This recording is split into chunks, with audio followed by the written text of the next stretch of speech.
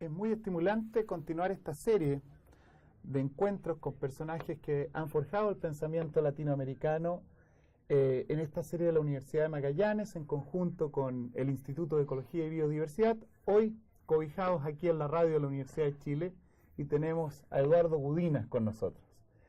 Eduardo Gudinas creó el Centro Latinoamericano de Ecología Social y tiene una larga trayectoria en el pensamiento, y vamos a comenzar preguntándote, Eduardo, primero darte las gracias por recibirnos, por acoger nuestra invitación, y te vamos a pedir que nos cuentes un poco la historia de cómo llegaste a esto, desde tu familia, tu infancia, a cómo te encuentras con la ecología social.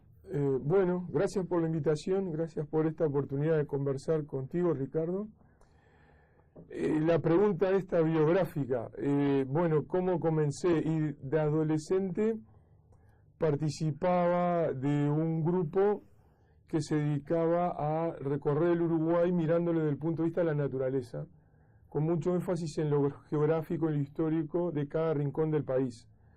Y a mí me interesaban particularmente las cuestiones de fauna y flora, lo que podríamos decir ecología.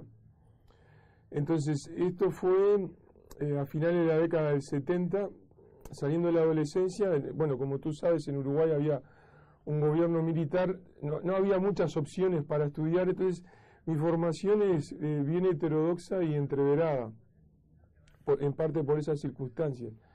Entonces yo estudiaba, por un lado, medicina, especialmente por todas las materias básicas que tienen que ver con lo biológico, y buena parte del día trabajaba en un instituto de investigaciones biológicas que tenía el Estado uruguayo en el área de ecología, digamos.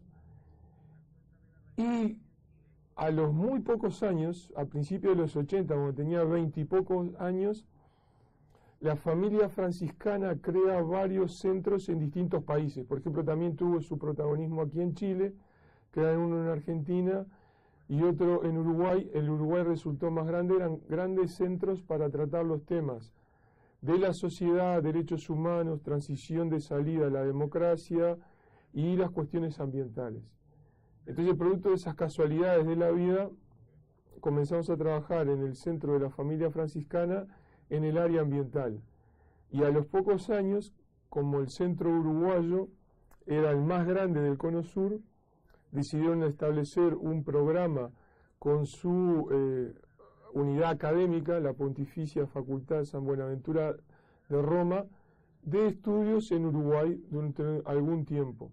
Y ahí fue donde hice la maestría en Ecología Social.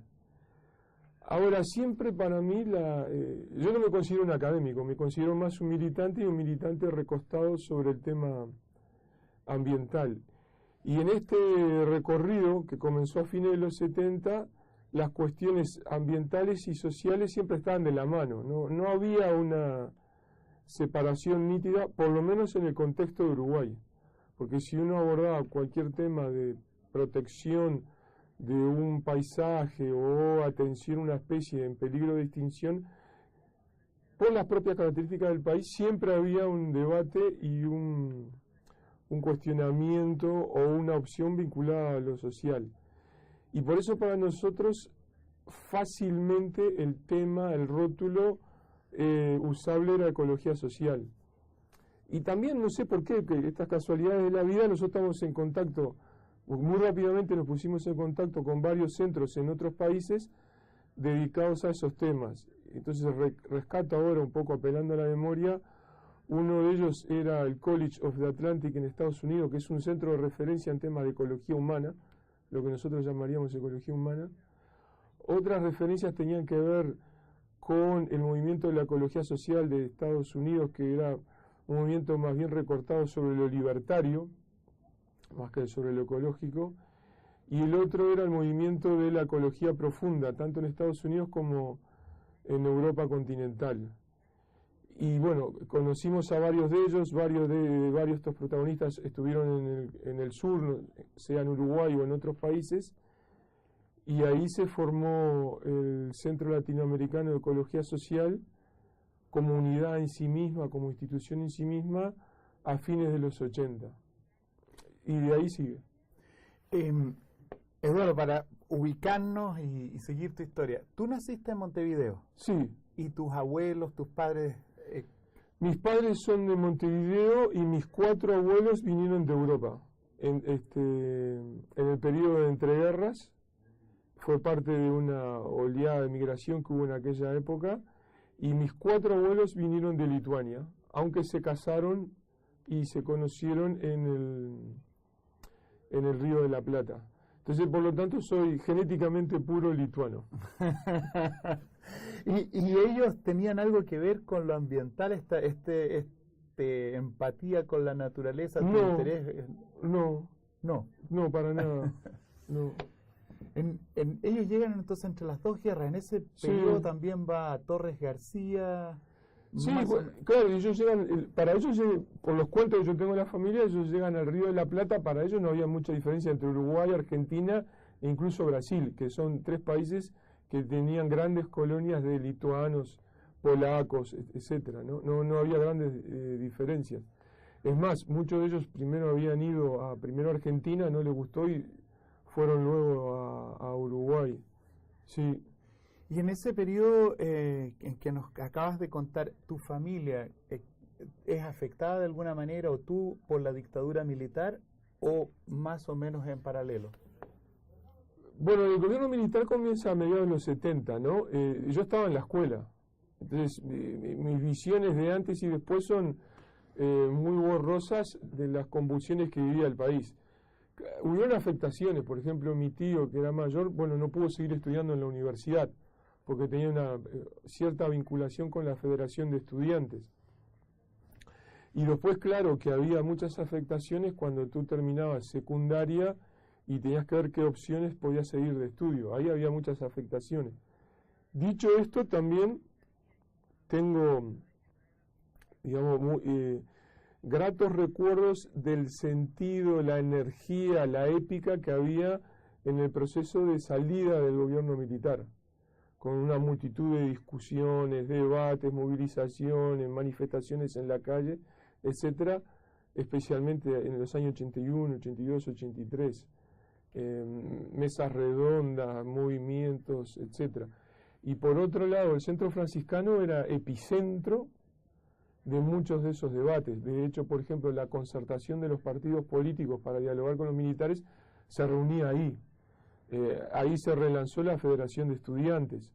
Entonces, aunque bien yo estaba en el área ambiental, los veía regularmente. Y en el programa de derechos humanos del Centro Franciscano era lo que acompañaban a los presos políticos. O sea, por ejemplo, cuando salían los guerrilleros de la cárcel, buena parte de ellos pasaron las primeras noches adentro del edificio nuestro. Entonces tenía muchos vínculos con ellos, aunque estaba más enfocado en el área ambiental. Y en ese tiempo, algo que nos llama mucho la atención y que es coherente con lo que estamos planteando acá en Magallanes, es este centro franciscano se llama Multiversidad Franciscana, en contraste con universidad. ¿Qué hay de cierto? ¿Qué hay de mito? Eso vino un poco después. El centro franciscano se llama Centro Franciscano de Promoción Ecológica y Social, ¿no? Y el área educativa se pasó a llamar Multiversidad Franciscana, asociada a su instituto en Roma. La multiversidad era parte de un intento de hacer dicho con lenguaje actual, para ser comprensible, un intento de abordajes multidisciplinarios para trabajar en temas o de ambiente o lo que se llamaba en aquel momento educación popular. O sea, o en ecología social o en educación popular. Entonces tenía su propio programa y tomaba prestados programas y opciones educativas de otras instituciones amigas, compartiendo una malla, digamos, curricular. Y en aquella época eso era muy frecuente en los países del Cono Sur. Había muchos institutos, colectivos, etcétera, que tenían sus propios programas educativos. Y también de eso tengo un recuerdo positivo, porque me pasa una cosa extraña. Si bien yo no me defino como académico, muchas personas me dicen que hacemos un trabajo casi académico, pero yo por otro lado encuentro parte de la academia actual en las instituciones académicas formales, especialmente algunas universidades, que hacen un trabajo que no es muy riguroso, por un lado, por toda esta manía de publicar por publicar, entonces yo tengo que publicar para ser diferente del otro, etcétera, etcétera. Entonces no es muy riguroso. Y por otro lado, lo veo crecientemente distanciado de muchas discusiones de la sociedad, de lo que pasa realmente en la coyuntura. En cambio, el trabajo de aquella época, la formación de aquella época, siempre respondía a las demandas, a la coyuntura del momento, acompañaba lo que estaba sucediendo en nuestros países, en nuestras sociedades. Entonces era a la vez riguroso, pero no académico en el sentido formal. Era a la vez profundizar en algunos temas, pero había otros que no les prestábamos atención. ¿Y en ese tiempo hay algún pensador, alguno de los maestros que te haya influido, que te haya abierto algunas puertas, que tenga especial significancia para ti? Maestros como personas que yo conocí. Con personas del centro franciscano. Ah, sí, claro. Bueno, por ejemplo, conocí a Leonardo Boff, que tú mencionabas. Recuerdo la primera vez que estuve con él, hizo toda su primera conferencia a partir de su bolígrafo. ¿De quién se lo había regalado y por qué? O sea, un orador maravilloso. Sí, por supuesto, el director de mi tesis, Revelato, era una persona que venía del campo de la filosofía y me introdujo en todo ese mundo que yo, que más bien venía del campo de la biología, me costaba mucho más. Y a través de ese vínculo y esa red de amigos, tú conocías a su vez otros. Por ejemplo, Arne Naes, el fundador o padre, entre comillas, de la ecología profunda, estuvo allí en Montevideo con nosotros. Entonces, eso era parte de lo interesante de que, a pesar de ser un experimento educativo, formativo pequeño, también por las circunstancias de la vida estás en contacto con mucha gente muy interesante y de primer nivel de todo el mundo, sí. ¿Y cómo tomas la decisión y cómo logras implementarla y llevarla adelante para el CLAES? Bueno, no estaba solo, éramos un grupo y la transición fue muy natural en el sentido de que todo el colectivo que trabajaba en temas ambientales, en temas de ecología social dentro del centro franciscano, por el propio tamaño gigante que adquirió en un momento, era necesario dividirse en unidades funcionales con mayor autonomía, y ese proceso se vivió muy naturalmente. Entonces ahí se crearon distintas instituciones. En el área ambiental hubo una que quedó enfocada en Uruguay y nosotros éramos el componente enfocado a nivel internacional, y ahí seguimos trabajando. Algunos de nuestros compañeros dentro de CLAES están desde esa época o desde muy pocos años después de ahí. ¿Y el franciscanismo, qué relación tienes tú con el franciscanismo? Bueno, el franciscanismo está un poco de moda, de vuelta por el Papa Francisco, ¿no?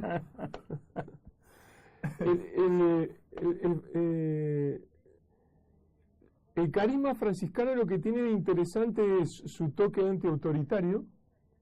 Por ejemplo, ellos no tienen autoridades perpetuas dentro de su estructura eclesial, dentro de las tres órdenes masculinas que tienen, sino que las votan.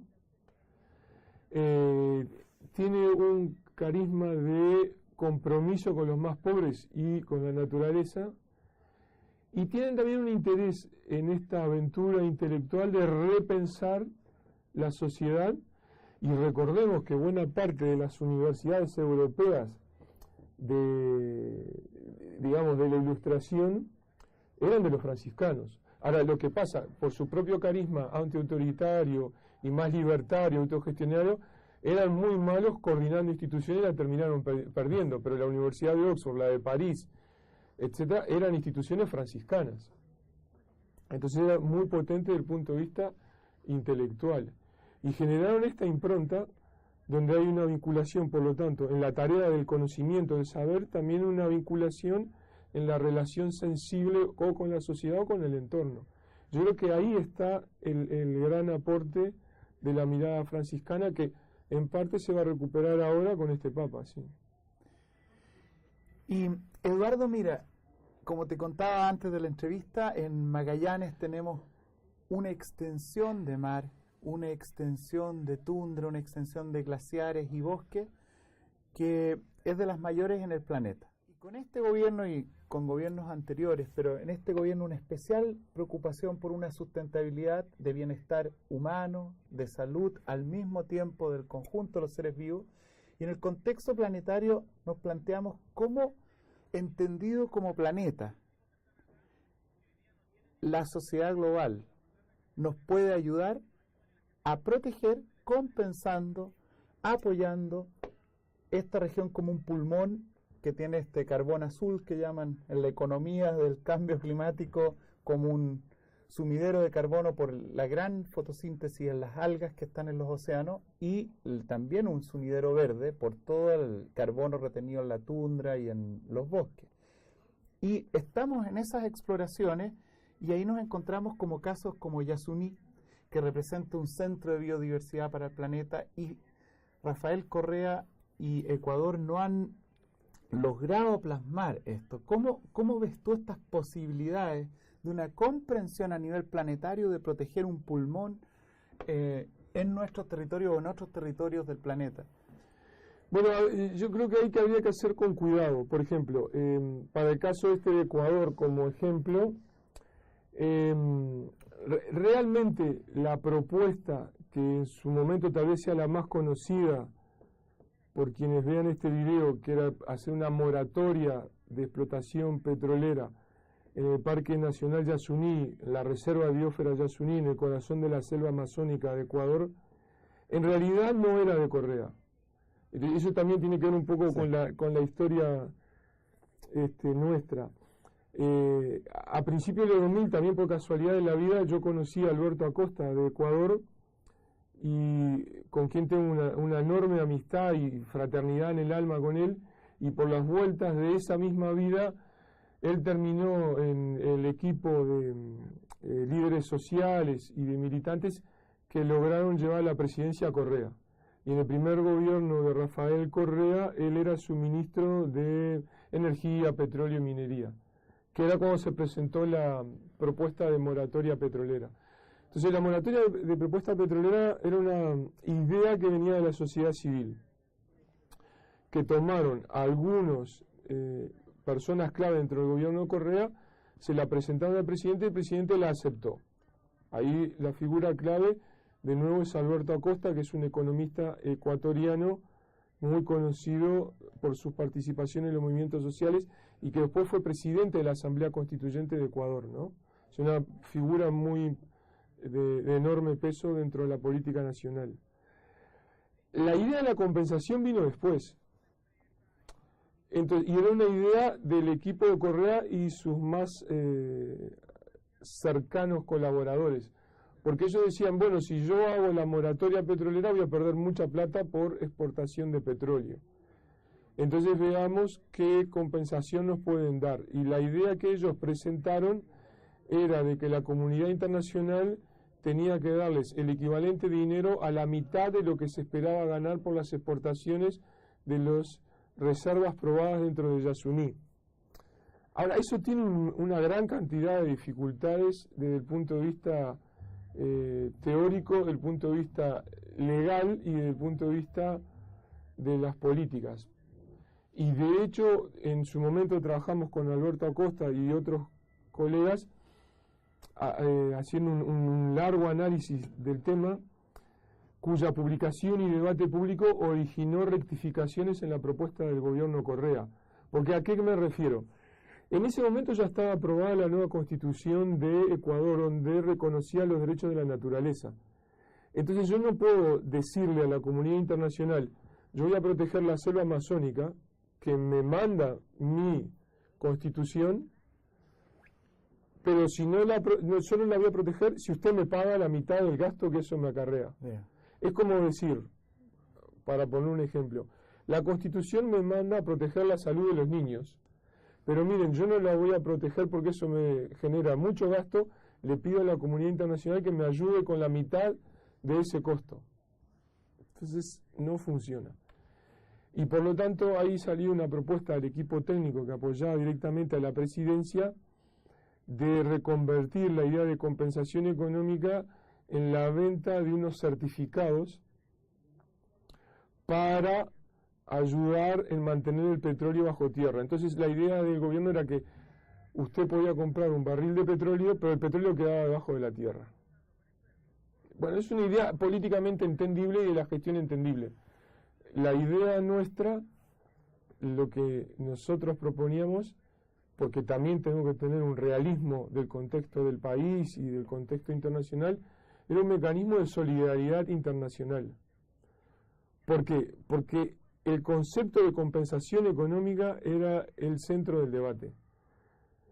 Porque era aceptar de alguna manera que la protección de la naturaleza entra en un cierto tipo de análisis costo-beneficio, de compensaciones entre qué es financiable y no financiable. Y a nuestro modo de ver había que sacarla de ese marco de análisis. Por lo tanto, no podía haber una compensación económica. Entonces, estas opciones alternativas del gobierno Correa no funcionaron. Por momentos parecía que el propio gobierno Correa, la presidencia, por cómo negociaba esto a nivel internacional, ellos mismos querían sabotear el proceso, incluso con algunas declaraciones despectivas del presidente Correa sobre la cooperación internacional que podía ayudarlo financieramente, hasta que finalmente el propio gobierno canceló el plan de moratoria y liberó el área de Yasuní a la exploración y a la explotación petrolera. Eduardo, nos abres ahí una ventana para que en Magallanes sigamos pensando, tenemos las complejidades de frente. Agradecemos mucho la posibilidad de haber abierto esta ventana de Yasuní, que la vamos a seguir trabajando en conjunto con Claves, con Eduardo, en un centro en que Magallanes queremos la sustentabilidad de la vida por sobre esta alienación del desarrollo que estamos confrontando. Muchas gracias por esta mañana. Gracias a ustedes. Seguimos trabajando.